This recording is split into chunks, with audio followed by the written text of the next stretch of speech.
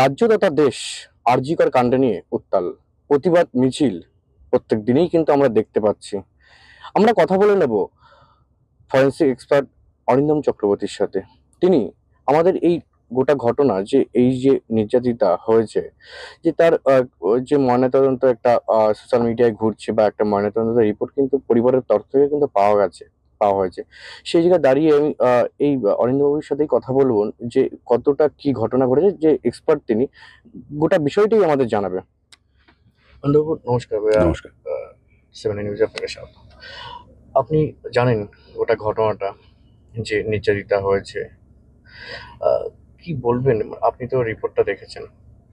একটা রিপোর্ট বলে একটা সোশ্যাল মিডিয়ায় ঘুরছে, আমি জানি না সেটা আদৌ রিপোর্ট কিনা, আপনারা দেখালেন আমাকে।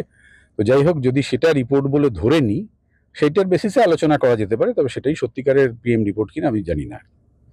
তো সেটাতে দেখা যাচ্ছে যে অনেক ইনজুরি আছে শরীরে, এবং যে ওপিনিয়ন, শেষে ওপিনিয়ন একটা দেওয়া হয় যে কজ অফ ডেথ কিভাবে হয়েছে, বা তার সাথে আরও অ্যাসোসিয়েটেড কিছু ইনজুরি আছে কিনা, তাতে যা বলা হয়েছে তাতে বোঝা যাচ্ছে যে একটা যৌন হিংসার শিকার হয়েছে, রেপ হয়েছে মেয়েটি, এবং তারপরে তাকে খুনও করা হয়েছে।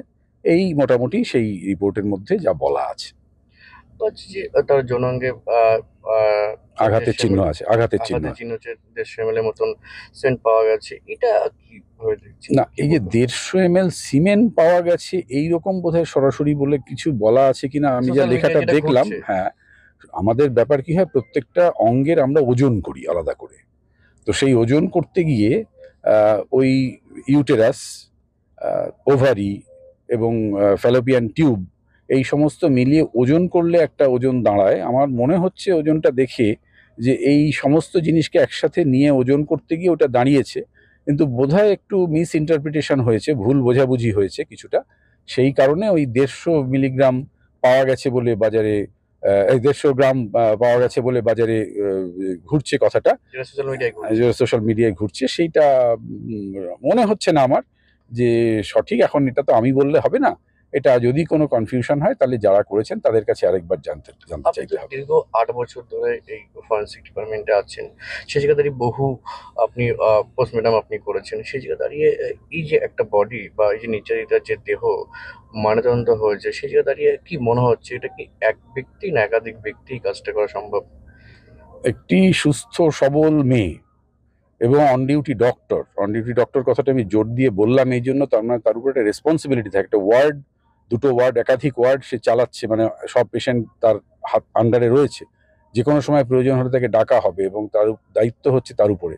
এই সব মিলিয়ে তার একটা রেসপন্সিবিলিটি থাকে। এবার তারপরে যদি কোনো আক্রমণ হয়, সে যে কোনো রকমভাবেই হোক, সে পেশেন্ট পার্টি হোক, আর একটা লোক এসে ঘরে ঢুকে তাকে হঠাৎ যৌন নিগ্রহ করতে যাক, সে কখনো ছেড়ে দেবে না। সে স্বাভাবিকভাবে প্রতিবাদ বা প্রতিরোধ করতে যাবে, এবং সেটা আমাদের মনে হয়েছে এই সব ইনজুরি দেখে, আমার অন্তত মনে হয়েছে যে এই একটা প্রতিরোধ সে করবার চেষ্টা করেছিল, এবং সেটার ফলেই শরীরে অনেক রকমের ইনজুরিও এসছে। একটা ধস্তাধস্তির চিহ্ন বা এ সমস্ত থাকতে পারে, মানে হতে পারে, এটার সম্ভাবনা আছে আর কি, ওই ইনজুরিগুলো দেখে যা মনে হচ্ছে।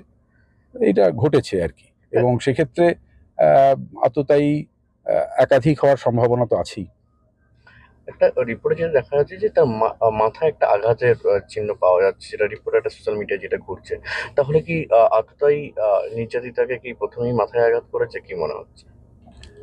আর প্রথমেই করেছে কি পরে করেছে সেগুলো তো এখনই বলা যাবে না। এগুলো করতে হয় যেটা ওই সন্দেহভাজন যে বা যারা, তাদের কাছ থেকে বারবার কথা শুনতে হয়, শুনে সেটাকে রিকনস্ট্রাক্ট করতে হয় ঘটনাটাকে। তো তখন দেখতে হয় এই যে ইনজুরিগুলো সেইটার সাথে মিলে মিলে যাচ্ছে নাকি। যদি দেখা যায় মিলে যাচ্ছে, তাহলে বোঝা যায় যে না, ঠিকই আছে, কথাটা ঠিক বলছে। যদি দেখা যায় মিলছে না, তাহলে বুঝতে হবে সঠিক কথা বলছে না। এখন মাথায় ইনজুরি অনেক কারণেই হতে পারে। কেউ চুলের মুঠি ধরে মাথা ঠুকে দিলে হতে পারে, মাথায় কিছু দিলে মারলে হতে পারে, সবই হতে পারে। এখন কি হয়েছে সেগুলো তো এইভাবে বার করতে হবে। সে তো অবশ্যই, সে যখন একা ছিল অবশ্যই সে বাঁচার চেষ্টা করেছিল। সে জায়গায় দাঁড়িয়ে বিভিন্ন তার শরীরে ক্ষত চিহ্ন রয়েছে, আহ, বিভিন্ন আঘাতের চিহ্ন, এবং যতসময় জানা যাচ্ছে যে একটা হাড় ভেঙে গেছে। মানে এটা কি কখনো সম্ভব হয়? মানে কতটা ধস্তাধস্তি হলে এটা সম্ভব? হুম। এখন বিভিন্ন আঘাতের চিহ্ন তো নিশ্চয়ই ধস্তাধস্তি হলেই সেটা সম্ভব।